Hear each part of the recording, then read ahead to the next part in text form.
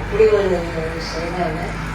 எப்போ கேட்டாலும் உடனே ஒரு 2 பேரை அனுப்பிச்சி விட்டுருவாங்க. அவங்க நல்லா வேலை செய்வாங்க. அப்படி இல்லை, அவங்க வட இந்தியக்காரங்க தான், ஆனால் அப்படி உழைக்கிறதுக்கு ரெடியாக எல்லா வேலையும் செய்வாங்க அவங்க.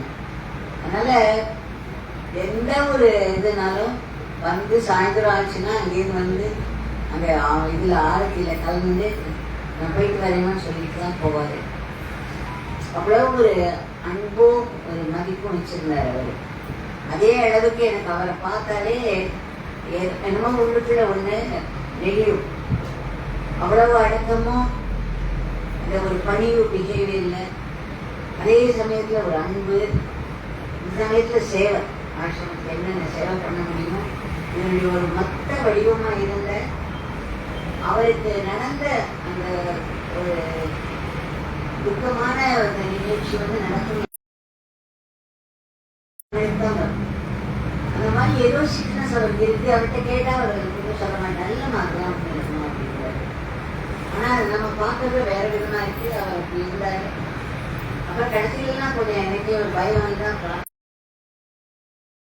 நம்ம வந்து கடவுள் நிர்ணயிச்ச எப்படி போகணும், எந்த நேரத்தில் போகணும்னு இருக்கோ அது நடத்தா செய்யும். நம்மளால அது திருப்ப இது பண்ண முடியாது. மகாத்மா கைக்கு நம்ம சுவாமியை போனார் தானே. நம்ம சுவாமி இருந்துட்டா ஆயிரக்கணக்கான லட்சக்கணக்கான ஜனங்களுக்கு எவ்வளவு பெரிய ஒரு நன்மை வந்து இல்லையா. அது இல்லாம இல்லை, எப்பவுமே சுவாமி வந்து இருக்காரு. எல்லாருக்கும் அவருடைய அருள் எல்லாருக்கும் பிரத்யட்சமா தெரிகிற மாதிரி இருக்காரு. ஆனா கூட நம்ம அவர் நேரம் அந்த ஒரு வடிவத்துல இருந்து நடமாடிக்கிட்டு நம்ம கிட்ட பேசின அந்த கையெழுத்துக்கு ஆசீர்வாதம் மட்டும் கம்பீரமா நடக்கிறது. அங்கல போட்டுருந்தா கூட ஏதோ ஒரு பெரிய பிரபஞ்சத்துக்கே எம்பரர் மாதிரி நடப்பாரு. அந்த ஒரு இதே ஷால் அழுத்தி ஷால் எடுத்து போட்டு அவர் நடக்கும் பொழுது தூரத்தே பார்த்தா ஒரு எம்பரர்னா ஒரு பெரிய சக்கரவர்த்தி நடக்கிற மாதிரி இருக்கும். நான் நினைச்சுப்பேன், இந்த கந்தல் உரையில ஒரு சக்கரவர்த்தி எப்படி இருக்க முடியும்? ரொம்ப ஆச்சரியம். அதுதான் நான் கேட்பேன், அவன் எப்படி உங்களுக்கு இது மாதிரி வருதுன்னா, தேவகி இந்த பிச்சுக்கார ஒன்றும் இல்லை, தேவகி அப்பா இருக்காருங்க, அதனால அப்படி தெரியுது. அந்த மாதிரி அவர் அந்த எளிமையில, பகவானுடைய எளிமையில நம்ம யாருமே அவரை யாரோடையும் கம்பேர் பண்ண முடியாது. அந்த அளவுக்கு சுவாமினா விஜயகுமார்கிட்ட அந்த எளிமையை பார்த்து, அந்த அடக்கத்தை பார்த்து, பண்பு பார்த்து, அவர் ரொம்ப ஒரு அரிய மனிதர்.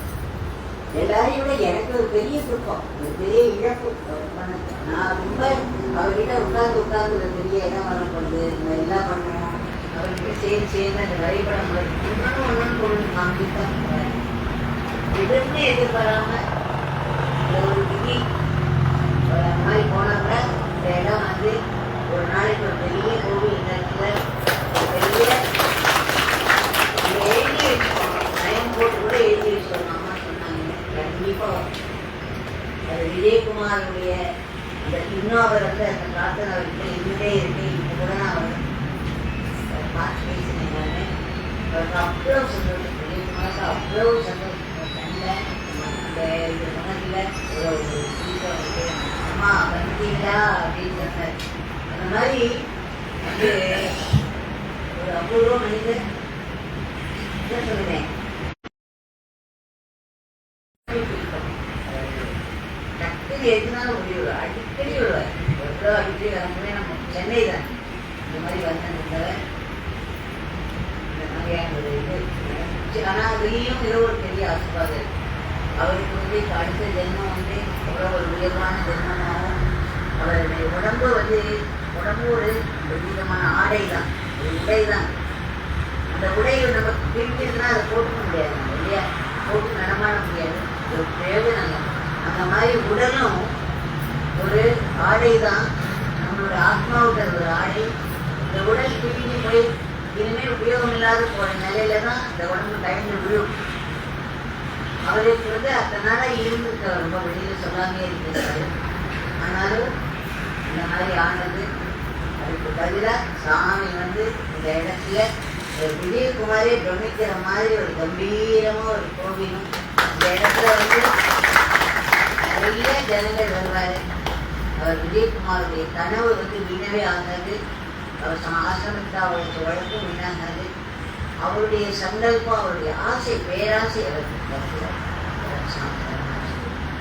அதெல்லாம் 100 ஒரே ஒன்று என்னன்னா சொல்லுவேன், சாமி மட்டும்தான் இருக்கணும். அந்த இடத்துல வழிபாட்டுக்கு சாமி மட்டும்தான் இருக்கணும். நம்ம அதனால தான் அந்த இதில் எல்லாம் கூடலாம் ஏன் நடங்கனால மேலே ஃபுல்லாக போட்டால் எனக்கு இன்பமே கிடையாது. அவர் சாமி தான் நம்ம ஆசாமி தான். அதனால அந்த இடத்துல சுவாமிக்கு மட்டும் ஒரு ஃபோக்கஸ் இருக்கணும், சாமி வழிபாடு இருக்கணும். ஆனால் அவர் இருக்கணும், அவர் இருக்கணும், அவர் கண்ணார சாமியை பார்த்துட்டு இருக்கணும். இந்த இடத்துல ஒரு பெரிய கோவில் வர்றதை பார்த்துட்டு இருக்கணும். இந்த கோவில் பாருங்க, இந்த கோவில் உடம்பு வச்சுன்னா இந்த சிலை இதுதான் ஆத்மா. இந்த இடத்துக்கு ஏன் இந்த இடத்துக்கு இது ஆத்மா. இந்த கோவில விஜயகுமாரே வருது. விஜயகுமாருடைய உடலாம் இந்த கோவில். இந்த மாதிரி அவர் சரீரம் இல்லைனாலும் இந்த கோவில் அவருடைய சரீரமா. இதில் இருக்கிற ஒரு செங்கலும் இதுவும் அவருடைய சங்கல்பமாகவும் அவருடைய ஒரு ஆசையாகவும் அவருடைய ஒரு பக்தியாகவும் பெரிய ஒரு விழுவு. அதுக்கு வந்தால் நான் ஏற்கனவே பிரார்த்தனை பண்ணிட்டே இருக்கேன். கண்டிப்பாக சாமி பண்ணிக்கிறேன். அதுக்கு வேணுங்கிற முயற்சியெல்லாம் எடுத்துகிட்டே இருந்தோம்னா இந்த இடத்துல நிறைய நாமம் சொல்ல இந்த ஒரு ஆசிரமம் ஒரு பெரிய கோவிலாக பரிணமிச்சு நிறைய ஜனங்கள் இங்கே நாமம் சொல்லி எல்லா இடத்துலையும் அற்புதெல்லாம் எப்படி வந்துடும். தினம் போய் ஒரு 30 பேர் காலையில் உட்காந்து நாம சொல்லுவேன். நாம சொன்னால் நாம சொல்கிற இடம் வளரும் சொல்லியிருக்காங்க. அதனால் இந்த இடத்துல நாம சொல்ல இந்த மாதிரி ஒரு பெரிய இது. அப்போ நான் வருவேன் தங்கி இங்கே இருந்துட்டு நேரம். அதனால் விஜயகுமாரியும் நம்ம நல்ல மனசில் ஞாபகம் வச்சுக்கணும். அவருடைய சங்கல்பம், அவருடைய வேண்டுகோள் இடம் அதுக்காக நாமளும் பிரார்த்தனை பண்ணணும்.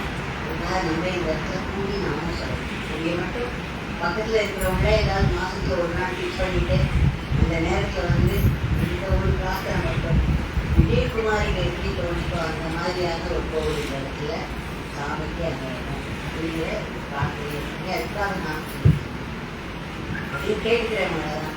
பக்கத்தில் அருப்புக்கோட்டை இருக்க அருப்புக்கோட்டையில் இருக்கிறவங்க இந்த இது கேட்டுக்கலாம். மக்களெல்லாம் வந்தீங்கன்னா அது பொறுத்து இந்த இடத்துல வரணும், அந்த சுவாமிக்கு வரணும்.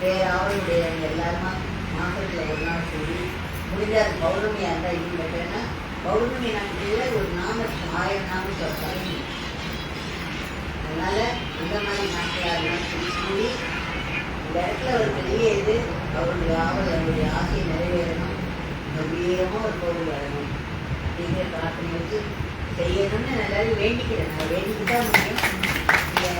அதை எடுத்து செய்யணும். அது யாராவது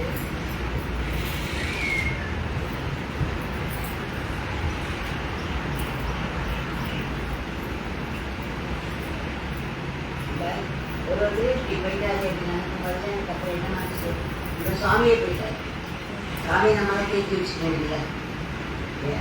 எப்போல்லாம் சுவாமிகிட்ட பகவான் நீங்கள் எப்படியா இருந்தாலும் நீங்கள் இருந்தீங்கன்னா இந்த வியாதியை எனக்கு கொடுத்துருங்க, உங்களுக்கு ட்ரான்ஸ்ஃபர் பண்ணுங்க, படிக்கணும். நீங்கள் இருக்கீங்கன்னா நிறைய பேர் எவ்வளவோ போய் கேட்கணும். இது அப்பா என்ன நினைக்கிறாரோ அதுதான் இதுதான் சொல்லுவார். இது நடக்கும் அப்படிலாம் சொல்ல மாட்டார், வேண்டிக்கலாம் அப்படின்னு சொல்ல மாட்டார். அப்பாவோட வில் எதுவோ அது நடக்கும். ஒரு வருஷத்துக்கு முன்னாடி சாமி என்ன சொல்லிட்டார்.